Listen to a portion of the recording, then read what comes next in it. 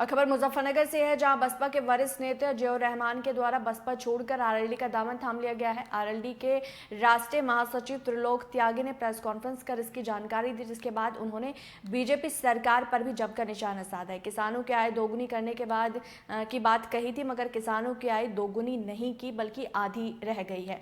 दरअसल बसपा के मेरठ और सहारनपुर मंडल के पूर्व कोऑर्डिनेटर जियाउर रहमान पार्टी छोड़कर अपने समर्थकों के साथ रालोद में शामिल हो गए हैं, जिसके बाद त्रिलोक त्यागी ने प्रेस कॉन्फ्रेंस कर इसके बारे में जानकारी दी और बीजेपी सरकार पर जमकर तंज कसा। सुनिए।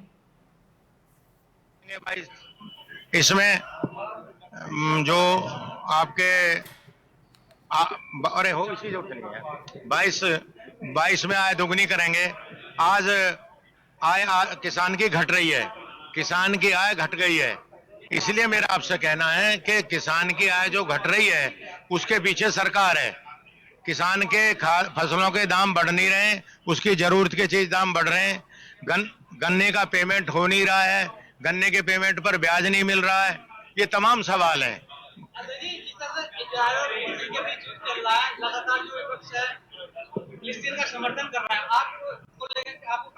देखिए, ऐसा है, जो भारत की विदेश नीति है वो पहले से फिलिस्तीन के साथ है, और ये लड़ाई जो है फिलिस्तीन के बीच में ना होके हमास और इजराइल के बीच में है।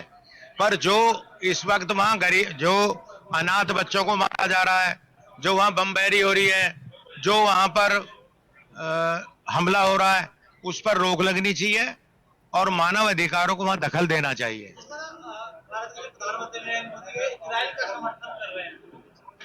अब भारत के प्रधानमंत्री क्या कर रहे हैं ये कुछ समझ में ही नहीं आ रहा।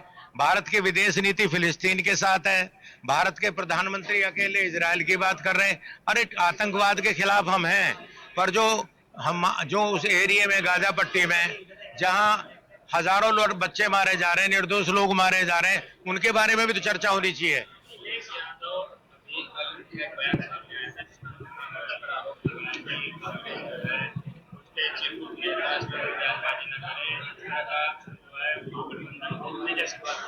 देखिए, अखिलेश यादव को अगर शिकायत है तो कांग्रेसियों को इस पर विचार करना चाहिए, और कांग्रेस के या किसी भी इंडिया गठबंधन के नेता को एक दूसरे के बारे में कोई बात नहीं बोलनी चाहिए। और हम लोगों को मिलकर चुनाव लड़ना है, और हमको मिलकर लोकसभा में एक 1 to 1 चुनाव लड़ना है। जब 1 to 1 चुनाव लड़ेंगे और एक दूसरे के खिलाफ, मैं इस बात के बिल्कुल साथ हूं कि किसी भी इंडिया गठबंधन के नेता को किसी दूसरे नेता के खिलाफ कोई बात नहीं बोलनी चाहिए। ये हमारा सुझाव है, और हम इस बात लोकसभा चुनाव से पहले